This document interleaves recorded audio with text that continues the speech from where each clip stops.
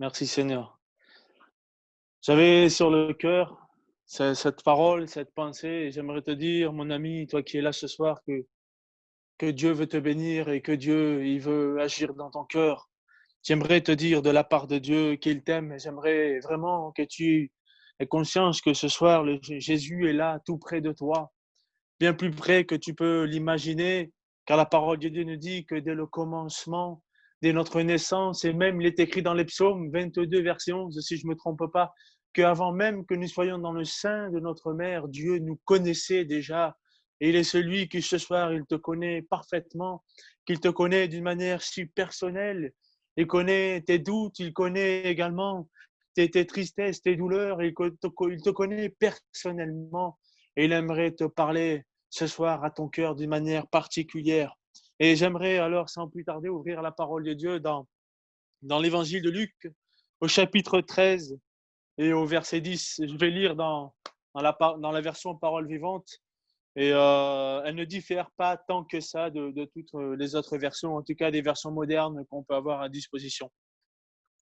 Un jour de sabbat, Jésus enseignait dans une synagogue. Et il s'y trouvait une femme sous l'emprise d'un esprit qui la rendait infirme depuis 18 ans. Elle était toute voûtée et ne pouvait jamais se redresser complètement. Lorsque Jésus la vit, il l'appela et lui dit, « Femme, tu es délivrée de ton infirmité. » Il posa ses mains sur elle. Immédiatement, elle se redressa et se mit à louer Dieu. Amen. Au verset 14, mais le chef de la synagogue fut fâché de ce que Jésus ait fait cette guérison le jour du sabbat. Et il s'adressa à la foule et lui dit, il y a 6 jours pour travailler, venez donc vous faire guérir ces jours-là, mais pas précisément le jour du sabbat. Le Seigneur lui répondit en disant, hypocrite que vous êtes, chacun de vous détache bien son bœuf ou son âne de la mangeoire pour le mener à l'abreuvoir, même le jour du sabbat, pas vrai? Mais voilà une femme de la descendance d'Abraham que Satan tenait attachée depuis 18 ans. Alors, parce que c'est le jour du sabbat, il n'aurait pas fallu la délivrer de sa chaîne. Cette réponse de Jésus fit rougir tous ceux qui avaient pris part contre lui, tandis que le peuple fut enthousiasmé de le voir accomplir tant d'actions merveilleuses. Amen. Au travers de ce récit, de ces quelques versets, la parole de Dieu nous présente Jésus-Christ comme un sauveur, comme un libérateur, mais également comme celui qui est venu remettre de l'ordre, également comme celui, comme il est écrit au verset 10, Jésus enseignait dans une synagogue et Jésus était venu annoncer la vérité. Jésus est venu afin d'éclairer les consciences, afin que la religion morte, en tout cas de l'époque, la religion juive qui était essoufflée, où on en faisait ce qu'on voulait, où des hommes avaient plus de pouvoir et plus de pouvoir en tout cas, j'allais dire, et d'influence au niveau des hommes que Dieu lui-même, que sa parole, parce que les hommes prenaient toute la place, parce que les hommes avaient érigé des lois, avaient transformé des lois, ne comprenaient pas ce que la parole de Dieu leur annonçait véritablement, et ils en ont fait un petit peu ce qu'ils voulaient, et petit à petit, dans les consciences, au milieu du peuple d'Israël, la religion juive, en tout cas les pharisiens, ils avaient installé petit à petit une forme d'ignorance qui empêchait les gens d'être dans la paix, dans la joie et de pouvoir s'approcher véritablement de Dieu. Mais la parole de Dieu nous dit, et elle met les points sur les i dès le départ, elle nous dit que Jésus enseignait dans une synagogue. Amen. Et c'est important pour toi de recevoir l'enseignement de Jésus ce soir, ce que Jésus est venu accomplir, ce que Jésus est venu réaliser sur cette terre. Il est important parce que sans la connaissance, la parole de Dieu nous dit que sans mon peuple périt faute de connaissance. Il est important de connaître la vérité. Il est important de laisser la vérité parler à notre cœur. Il est important aussi de laisser la parole de Dieu toucher notre cœur. Il est important pour toi aussi ce soir de laisser ton cœur s'ouvrir à la vérité selon la parole de Dieu. Car Jésus a dit dans Jean 14, 6, je suis le chemin, la vérité et la vie. Amen. Et il est celui ce soir qui veut t'instruire. Il est celui ce soir qui veut te bénir. Il est celui ce soir qui veut te sauver. Il est celui ce soir qui veut agir dans ton cœur. Au travers de ce récit, Jésus est celui qui automatiquement, par sa manière d'être, par ses actions, par sa manière de penser, il est celui qui met en contraste toutes choses. Il met en relief toutes choses. Nous avons Jésus qui est la vie et qui se trouve dans une synagogue, un lieu de mort où la religion est morte. Jésus se trouve au milieu de la mort car il est la vie, alléluia, qui est venu ressusciter d'entre les morts chacun des êtres humains, chacune des hommes, chacun des hommes, chacune des femmes qui reçoit sa parole. Amen. Ce sont les morts qui ont besoin d'être ressuscités. Et Jésus, il est la vie. Il est celui qui est venu te ressusciter ce soir. Il est celui qui est capable d'agir dans ton cœur. Amen. La synagogue représente donc la religion morte. Et il est important aussi de différencier la synagogue du temple de Dieu. Le temple de Dieu, c'est là où on faisait les sacrifices, c'est là où on servait l'Éternel. La synagogue, c'est un endroit où on recevait des enseignements d'hommes qui ont transformé les enseignements de Dieu, les enseignements d'hommes qui ont manipulé la parole de Dieu, qui est parce qu'ils ne comprenaient pas, parce qu'ils étaient aveuglés. Leur aveuglement, comme nous dit la parole de Dieu, c'était un aveugle qui conduisait un autre aveugle. Voici ce qu'était ainsi à l'époque l'enseignement des pharisiens et des religieux juifs. C'était un enseignement d'ignorance, un enseignement de mort, un enseignement finalement pour les aveugles. Mais Jésus, lui qui est la vie, lui est venu redonner la vue aux aveugles. Amen. Il est celui qui est venu éclairer. Il est celui qui est venu toucher les cœurs. Et au travers de ces versets, nous comprenons naturellement qu'aucune institution religieuse, aucune philosophie, aucune sagesse de ce monde a les moyens de changer une vie. Cette femme, pendant 18 années, venait dans une synagogue. Peut-être c'était la même, peut-être en avait fait-elle plusieurs, mais son cas était toujours le même. Elle était courbée, elle était voûtée. Et j'aimerais te dire ce soir que les religions ne pourront pas changer ta vie. Les religions ne pourront pas changer ton cœur. Les religions ne pourront pas t'amener à vivre quelque chose de nouveau. Mais c'est seulement Jésus-Christ, amen, car il est le chemin, la vérité et la vie, amen. Et ce soir, la parole de Dieu te dit, viens à Jésus. Jésus, ce soir, te dit, viens à moi. J'aimerais lire cette parole dans Ésaïe 61, verset 1, qui nous a été rappelé par notre frère Louis ce dimanche. Alléluia, cette parole qui nous dit, l'Esprit du Seigneur, l'Éternel est sur moi, car l'Éternel m'a oint pour porter de bonnes nouvelles aux malheureux. Elle m'a envoyé pour guérir ceux qui ont le cœur brisé, pour proclamer aux captifs la liberté et aux prisonniers la délivrance, pour publier une année de grâce de l'Éternel et un jour de vengeance de notre Dieu, pour consoler tous les affligés. Amen. C'est ce que nous dit la parole de Dieu. Et ce sont ces mêmes versets que Jésus va reprendre. Et où est-ce qu'il va les reprendre? Dans une synagogue. Il va délier le rouleau qui appartient à Ésaïe 61 et va reprendre cette parole parce qu'il est celui qui est venu accomplir la parole de Dieu. Amen. Il est la parole faite chair. Jésus, il est la vie et il est celui ce soir qui peut te guérir, qui peut te bénir, qui peut changer ton cœur. Jésus est ce soir qui peut te faire passer de la mort à la vie, qui peut te faire passer de la maladie à la guérison. Il peut te faire passer de la puissance du péché à la puissance du royaume de Dieu. Il peut te faire ce soir passer des ténèbres à la lumière parce qu'il est tout puissant. Alléluia. Et Jésus, ce soir, il aimerait alors te dire, il aimerait te rappeler qu'il a été envoyé pour annoncer une bonne nouvelle. Jésus était dans cette synagogue pour libérer cette femme. Comme ce soir, tu entends ce message de la part de Dieu. C'est ce message intemporel, ce message qui ne meurt pas, ce message où on tue les hommes au travers le monde, mais on ne peut pas faire on ne peut pas faire taire, la parole de Dieu, parce que la parole de Dieu, elle est puissante. Et la parole de Dieu, ce soir, elle retentit jusque dans ton cœur. Ce soir, tes oreilles entendent le message de l'évangile. Jésus guérit, Jésus sauve, Jésus délivre, alléluia, et Jésus baptise du Saint-Esprit. Ce soir, Jésus veut changer ta vie, amen. Alors que Jésus donc se trouve dans la synagogue, voici qu'elle a une femme, nous dit la parole de Dieu, sous l'emprise d'un esprit qui la rendait infirme depuis 18 ans. 18 années de sa vie dans le calvaire, 18 années de sa vie dans la souffrance. Depuis combien de temps souffres-tu? Depuis combien de temps es-tu dans la souffrance? Depuis combien de temps es-tu lié par quelque chose? Depuis combien d'années es-tu finalement esclave de quelque chose? Depuis combien d'années tu vis dans la souffrance et tu es semblable à cette femme courbée, voûtée, même si cette femme était atteinte physiquement d'une maladie qui la rendait courbée et la seule chose qu'elle pouvait constater, c'était ses pieds et les pieds des personnes qu'elle pouvait rencontrer autour d'elle. Ce qu'elle pouvait voir chaque jour, c'était la boue par terre, c'était les saletés. Cette femme ne connaissait rien d'autre. Et elle nous dit la parole de Dieu que depuis 18 ans, elle était toute voûtée et ne pouvait jamais se redresser complètement.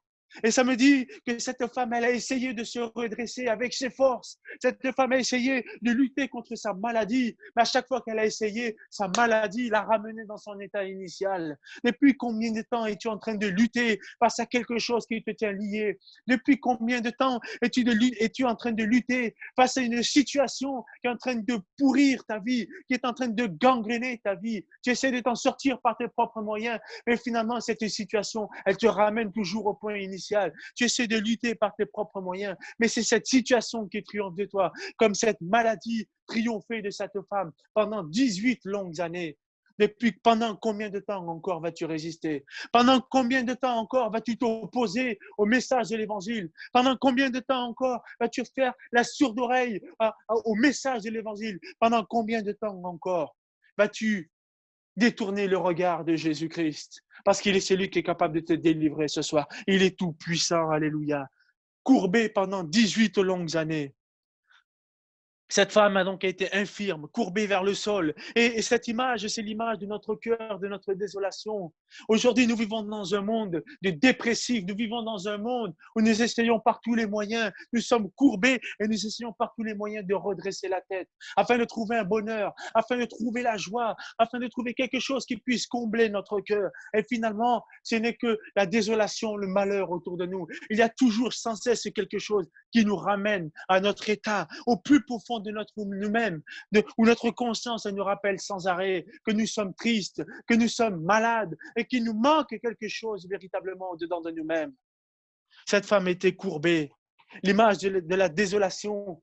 L'homme ne connaît que les choses d'ici-bas aujourd'hui. Combien d'entre nous peut prétendre connaître Dieu par lui-même, si ce n'est qu'un jour il a eu la grâce d'entendre le message de l'Évangile? Combien d'hommes et de femmes parmi nous et dans ce monde aujourd'hui marchent courbés et ils ne savent pas où ils vont? Certains ils courent, ils sont courbés et ils ne savent pas où ils vont et ils tournent en rond. Et ils cherchent des solutions, ils vont vers des religions, ils vont vers des philosophies, mais ils ne peuvent rien faire. Toutes ces choses ne peuvent rien faire pour leur vie. Dans Psaume 14, 141, verset 8, il est dit: c'est vers toi, éternel Seigneur, que se tournent mes yeux. C'est auprès de toi que je cherche un refuge. N'abandonne pas mon âme. C'est vers le Seigneur seul que tu peux trouver un refuge. C'est vers le Seigneur seul que tu peux trouver une solution. Parce que Jésus a dit: je suis le chemin, la vérité et la vie. Alléluia. Jésus est venu afin que nous puissions tourner les regards vers lui, afin que notre vie de misère ici-bas puisse trouver une espérance en la personne de Christ, parce qu'il est celui qui est venu révéler le Père, il est celui qui est venu révéler Dieu, il est celui qui est venu nous rapprocher de Dieu, il est celui qui est venu nous révéler, alléluia, l'amour de Dieu. Amen. Jésus a tout accompli à la croix du Calvaire, nous dit la parole de Dieu, afin que nous soyons réconciliés avec le Père. Combien d'hommes et de femmes aujourd'hui sont courbés par leur situation et ils ne peuvent pas s'approcher de Dieu? Mais j'aimerais te dire que par Jésus-Christ, tu peux t'approcher de Dieu, tu peux recevoir la délivrance, tu peux recevoir le salut ce soir, si seulement tu venais à Jésus. Oui, Jésus veut te guérir ce soir. Jésus se trouve là et sa parole retentit. Et est-ce que tu vas alors accepter ce soir de recevoir la parole de Dieu dans ton cœur? Cette femme était courbée par un esprit qui la rendait infirme. Et cet esprit, qui la rendait infirme, c'est aussi l'image du péché, d'une puissance maléfique qui tenait liée cette femme. La puissance du péché, elle agit sur notre vie. Le péché, c'est également le moyen par lequel Satan exerce sa domination sur notre vie. Depuis combien de temps es-tu lié à un péché? Depuis combien de temps es-tu lié par le péché? Et cela t'empêche de rencontrer Jésus. Cela t'empêche de t'approcher de lui. Ce péché qui finalement, il te tire vers le sol. Il te tire vers le bas. Ce péché qui est également sur ton dos et qui exerce son pouvoir, sa domination, qui te courbe. cette femme était peut-être aussi courbée par la culpabilité du péché. Et peut-être que tu es courbé par la culpabilité du péché ce soir. Tu sais que tu es un pécheur et tu ne sais pas comment faire pour te débarrasser de cela. J'aimerais te dire que Jésus est celui qui est venu ôter le péché du monde. Amen. Il est celui qui est venu enlever ton péché. Alléluia. Voici l'agneau de Dieu qui est venu ôter le péché du monde, dira Jean le Baptiste en parlant de Jésus-Christ. Oui, Jésus est venu ôter le péché du monde. Jésus est venu enlever notre condamnation. Et il est venu enlever ta condamnation ce soir. Oui, toi qui es sous la puissance du péché, toi qui gis sous la puissance du péché, tu peux être guéri ce soir. Tu peux être délivré. Amen. Accablé par le poids du péché, la condamnation qui repose sur chaque être humain. La parole de Dieu nous dit que nous sommes sous la puissance du péché, nous sommes sous l'emprise du péché et que la puissance du péché, que le salaire du péché, c'est la mort. Qu'est-ce qu'il y a de mieux que la mort? Qu'est-ce qui peut mieux représenter la mort que le sol, que la terre? Car la parole de Dieu nous dit que lorsque Adam a péché, la terre a été maudite. Et là où nos yeux se portent, c'est vers la terre, c'est vers la malédiction, c'est vers le séjour des morts. Parce que le péché nous rend liés, le péché nous rend incapables de nous approcher de Jésus. Mais Jésus est paru pour détruire les œuvres du diable, amen, afin que tes regards puissent se tourner vers le ciel, vers la sainte présence de Dieu, vers un endroit glorieux, un endroit extraordinaire où tu pourras alors redresser ton visage, redresser ton âme, redresser ton cœur et éprouver la joie, la paix, le salut et le bonheur en Jésus-Christ. Oui, Jésus est venu dans cette synagogue. C'est l'effet de la grâce de Dieu. Comme ce soir, le message de l'évangile retentit, c'est encore la grâce de Dieu pour toi. Oui, c'est le message de l'évangile. C'est une grâce de Dieu encore faite pour toi, pour ta vie, afin que tu sois sauvé. Jésus a versé son sang à la croix du calvaire, nous dit la parole de Dieu, afin que nous soyons délivrés et libérés de notre condamnation. Mais Jésus a également versé son sang afin que nous soyons libérés de la mort, afin que nous soyons guéris de nos infirmités. Amen. Afin que nous ne soyons plus esclaves du péché. Et ce soir, si tu es lié seulement par une parole de Jésus, tu es sauvé, tu es guéri, tu peux être délivré. Amen. Car qu'est-ce qu'a dit le Seigneur? Il l'appela femme. Tu es délivré de ton infirmité. Amen. La parole de Dieu, elle est puissante pour te guérir et pour te sauver. La parole de Dieu est suffisante pour toi ce soir afin que tu puisses vivre quelque chose de nouveau. Femme, tu es libérée. Et qu'est-ce qu'a fait Jésus après? Il va poser ses mains sur elle et immédiatement elle se redressa et se mit à louer Dieu. Amen. Ce soir, la parole de Dieu, à un instant, tu peux être guéri. À un instant, ce soir, tu peux être délivré. Il te suffit simplement de recevoir la parole de Dieu dans ton cœur. C'est la parole de Dieu qui agit. Là, reçois cette parole. Ce soir, tu es pardonné. Ce soir, tu es délivré de la puissance du péché. Ce soir, tu es guéri. Alléluia. Oui, la parole de Dieu nous dit que lorsqu'un malheureux crie, l'Éternel l'entend. Et il y a une parole pour toi. Tu es guéri. Alléluia. Tu es sauvé. Tu es délivré. Au nom de Jésus-Christ. Amen. Oui, le Seigneur, ce soir, il veut te guérir et il veut te sauver. Laisse la parole de Dieu agir dans ton cœur. Cette femme, a reçu la parole de Dieu et le Seigneur a agi dans sa vie. Peut-être que tu reçois la parole, mais tu ne laisses pas cette parole agir dans ton cœur. Reçois-la simplement par la foi. Reçois cette parole. La foi te permettra alors de rencontrer Christ. La foi te permettra alors d'être libéré de la puissance du péché, car il a plu à Dieu de nous sauver par la foi. Amen. C'est par le moyen de la foi que nous sommes sauvés. Et c'est par grâce que nous sommes sauvés. Amen. Et ce soir, la parole de Dieu, elle retentit afin que tu sois délivré. Cette femme, donc, qui se trouvait dans une synagogue, Jésus est allé vers elle. Et lorsque Jésus agit, il y a toujours des gens, il y a toujours des hommes, des femmes qui s'opposent. Et peut-être tu sais que Jésus peut agir dans ta vie et il y a des gens qui s'opposent à toi. Peut-être des philosophies qui veulent s'opposer à Jésus. Mais j'aimerais te dire, ne laisse pas ces choses s'opposer à Jésus, car Jésus est celui qui a les derniers mots. Il est celui qui est tout puissant. Alléluia. Alors que Jésus venait d'accomplir un miracle, on vient toujours trouver des excuses pour empêcher Jésus d'agir. Et peut-être que c'est toi-même qui trouve des excuses pour empêcher Jésus d'agir dans ta vie. La parole de Dieu te dit simplement de venir à la croix. C'est là où Jésus a tout accompli, à la croix du calvaire. Et peut-être que ce soir, il est temps que tu t'abandonnes complètement. Il est temps ce soir que finalement tu reçoives par la foi et que tu viennes dans l'obéissance à Christ. Et oui, il peut y avoir de l'opposition autour de toi, mais à qui vas-tu décider d'obéir? Cette femme aurait pu finalement décider d'obéir à ce chef de la synagogue et dire, c'est vrai, il a raison, pourquoi Jésus, tu as fait ça? Non, cette femme a reçu Jésus-Christ, elle a été guérie. Alléluia. Et ce soir, que vas-tu faire? Est-ce que tu vas obéir à Jésus ou est-ce que tu vas obéir aux personnes qui sont autour de toi, aux personnes qui essayent de te raisonner, aux personnes qui essayent de te dire que ce que tu fais là, ça n'a pas de sens?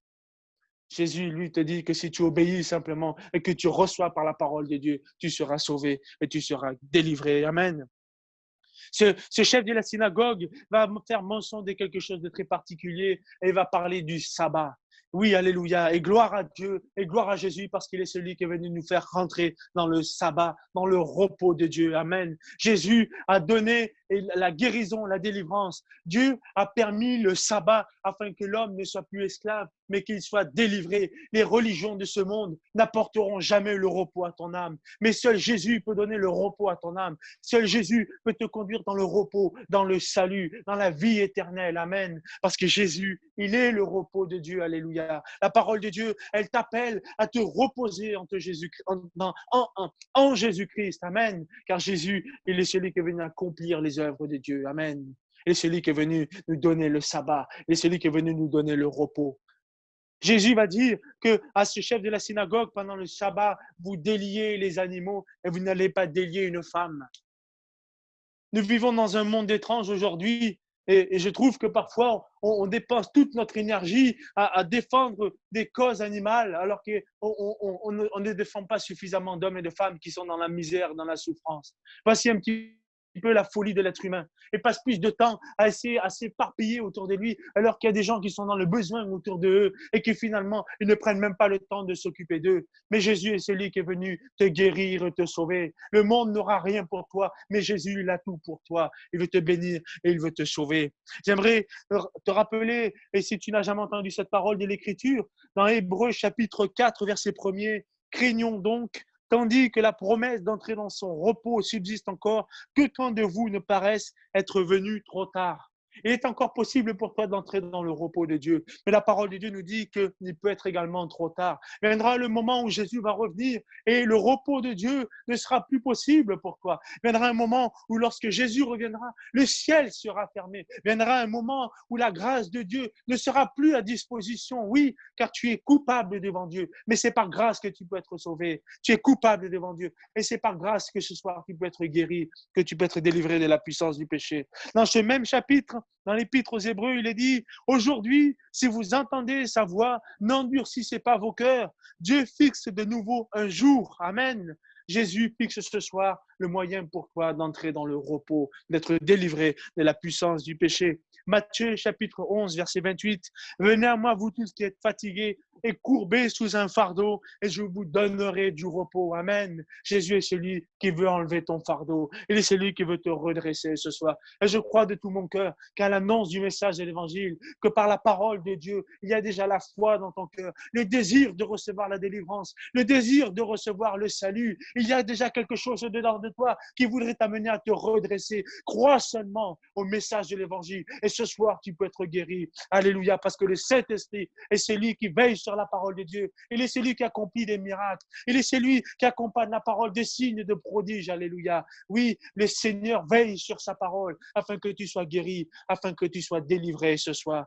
Que le Seigneur te bénisse parce qu'il est celui ce soir qui veut te guérir, qui veut te bénir et qui veut te sauver. Gloire à Jésus.